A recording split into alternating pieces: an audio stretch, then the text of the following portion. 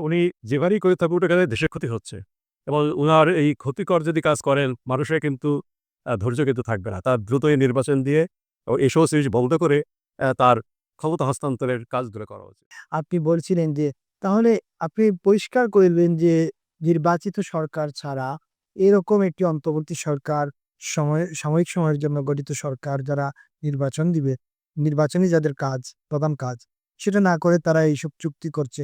অনেকেই বলছেন দেশ বিক্রি করা হচ্ছে এর মধ্যে দিয়ে। পাঙ্গাও আপনি তো বললেনই শর্তগুলা প্রকাশ করা হয় নাই। লাল দিয়া দুটোই দেওয়া হলো। নির্মরিংয়া আদালতে একটা শোকজ এবং একটা রিটও হয়েছে বোধহয়। সেটা শুনানি আপনি বললেন। এই যে একটা পরিস্থিতি তৈরি হলো, এটি নিয়ে সরকার রাজনৈতিক দলগুলোর সঙ্গে কেন বসতে চায় না বা বসে না? আপনাদের সঙ্গে কোনো আলোচনা করেছে সরকার যে এরকম দেশের স্বার্থে আমরা এটা করতে চাই? না, এসব বিষয়ে কেন বৈঠক হয়নি? দুঃখজনক। আমরা যতবারই দেখা হয়েছে, আমাদের সভাপতি সাধারণ সম্পাদক গিয়েছেন ডক্টর ইউনূসের আহ্বানে। বলেছেন যে তাদের সমস্ত মনোযোগ নির্বাচনের দিকে যাওয়া উচিত এবং কোনো রকম আ নীতিগত বিষয়ে যাওয়া উচিত না। দৈনন্দিন কাজ, রুটিন কাজগুলো থাকা উচিত। এবং তিনি বলেছেন, "হ্যাঁ, আমরা সেটাই করছি।" কিন্তু এখন দেখা যাচ্ছিল খুব দ্রুবের সাথে। এত দ্রুত চুক্তি কিন্তু কোনো সরকারের আমলে হয়। ১৩ দিনে হয়ে গেল। হ্যাঁ, এটা একটা কথা হলো। নিশ্চয়ই এখানে তো সন্দেহ আছে। কাজেই এই সন্দেহে আমাদের দেশ ক্ষতিগ্রস্ত হয় নিঃসন্দেহে। কারণ আমরা যদি একটা শক্তিশালী দেশ হতাম তাহলে সমানে, সমানে লেনদেন হতে পারে। আন্তর্জাতিকভাবে লেনদেন হবে না বা তারা এখানে আসবে না, আমরা এভাবে হতে পারে না। কিন্তু একটা মানে অর্থনৈতিকভাবে পিছিয়ে পড়া একটা দেশের সঙ্গে যখন মহাপরাক্রমশালী কোনো দেশ চুক্তি চাপিয়ে দেয়, সেটা দেশের বিরুদ্ধে যায়। আবার সোমালিয়া, জিবুতি, শ্রীলঙ্কা দেখেছি। কাজেই সেইখান থেকে তো আমরা বাংলাদেশের পেশি অবস্থা নিয়ে যেতে চাচ্ছি। এটা অবশ্যই অবিলম্বে বন্ধ করা উচিত। এই যে ইউনূস সাহেব এত কিছু করিতেছে, এর পেছনের শক্তিটা কি তার? আসলে কি মনে হয় আপনার কাছে? সত্যি উনি যে উনি নোবেল শান্তি পুরস্কার পেয়েছেন, খুবই আমরা গর্বিত।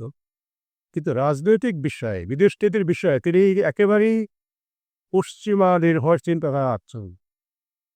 হয়তো উনি এবং তার সহযোগীরা মনে করেন যে বিশেষ করে মার্কিন যুক্তরাষ্ট্র যেটা বলবে সেটাই আমাদের জন্য খুবই বেদবাক্য। এটার চেয়ে ভালো আর হয় না। হ্যাঁ, তারা সম্ভবত মার্কিন যুক্তরাষ্ট্র দয়া করে আমাদের উপকার করার জন্য বসে আছে। কিন্তু এটাকে আন্তর্জাতিক রাজনীতি, দেশের রাজনীতি সম্পর্কে যদি কারো দুই দু দুর্বলতা থাকে, কম জানতে পারে, তার তো স্বীকার করা উচিত। একেবারে। কিন্তু অথবা উনি এই বিশেষ উদ্দেশ্যেই এটা করছে এবং এই সময়ের মধ্যে করে ফেলতে হবে। তখন তো আরো মারাত্মক কথা। একটা হচ্ছে না জেনে ভুল করা, একটা হচ্ছে জেনে শুনে জেনে শুনে। অপরাধ, সেটা কিন্তু অপরাধ। জানি না ডক্টর ইউনূস অপরাধ করছেন নাকি যে না জেনে শুনে করছেন। কিন্তু একটা যদি নাও জেনে থাকে, সবাই সবকিছু নাও জানতে পারে। এই যে প্রায় সমস্ত রাজনৈতিক দল প্রতিবাদ করছে। যেইভাবে বিদেশীদের কাছে আমাদের সক্ষম বন্দরগুলো দেওয়া উচিত না, আমাদের সক্ষমতা বাড়াতে গিয়ে বিদেশীদের কাছ থেকে আমরা কৃৎকৌশলগত সহায়তা নেব। আমাদের মানুষেরা সেখানে প্রশিক্ষণ নিতে পারে বা তারা এসে হাতে করে শিখিয়ে দিতে পারে। তো ইজা দিয়ে দিল কেন? আমরা তো যেমন লিওরিংটা তো একটা লাভ ধরার হিসাবে ইতিমধ্যেই পরিণত হয়েছিল। কেন সেটা আমরা দিয়ে দিই? এই যে এটা উনি যেভাবেই করে থাকুক না কেন দেশের ক্ষতি হচ্ছে এবং উনার এই ক্ষতিকর যদি কাজ করেন মানুষের কিন্তু ধৈর্য কিন্তু থাকবে না। তার দ্রুতই নির্বাচন দিয়ে ও এই সমস্ত জিনিস বন্ধ করে তার ক্ষমতা হস্তান্তরের কাজগুলো করা উচিত। একেবারে।